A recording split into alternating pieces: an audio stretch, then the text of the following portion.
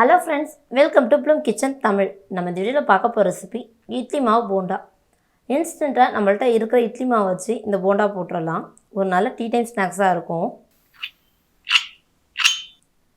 கிறிஸ்பியா சூப்பரா இந்த போண்டா. நம்ம வீட்ல லைட்டா புளிச்சு போச்சு மாவு அப்படின்றப்ப இத டக்குன்னு யூஸ் பண்ணி மாட்டுக்கலாம். இது எப்படி செய்யுதுன்னு பார்க்கலாம் வாங்க. ஒரு கப் அளவுக்கு இட்லி மாவு நான் எடுத்துர்க்கேன். இட்லி மாவு கொஞ்சம் கட்டியா இருக்கும் அதுக்காக அரிசி மாவு 1 ஸ்பூன், கடலை மாவு 1 ஸ்பூன், ஊற வச்ச ஜவ்வரிசி 2 ஸ்பூன் சேர்த்துக்கிறது நல்ல ஒரு கிறிஸ்பி கொடுக்கும். 1 மணி நேரத்துக்கு முன்னாடி ஊற வச்சிடணும் ஜவ்வரிசியை.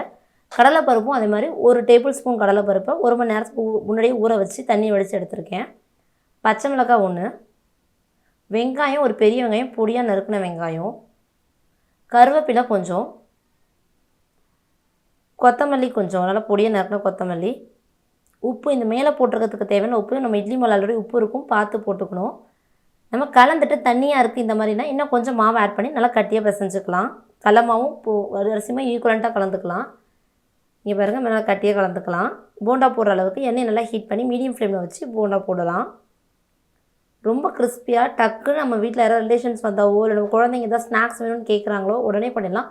ஆனால் மாவு இட்லி மாவு கொஞ்சம் புளிச்ச மாவாக இருக்கணும். புளிக்காத மாவு அப்படின்னா ஒரு ½ அன் ஹவர் நம்ம ஊற வச்சுட்டு பேக்கிங் சோடா போட்டுக்கலாம். இங்கே பாருங்கள் இவ்வளோ கோல்டன் ப்ரௌனில் சூப்பராக கிறிஸ்பியாக ரெடி ஆகிடுச்சு இந்த ஈவினிங் ஸ்நாக்ஸு.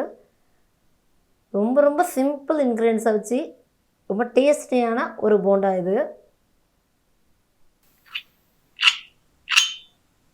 ஃபீல் பண்ணுங்கள் அதோட கிறிஸ்பி எப்படி இருக்குன்னு.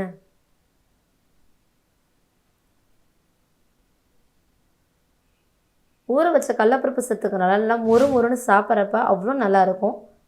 தேங்க்ஸ் ஃபார் வாட்சிங்.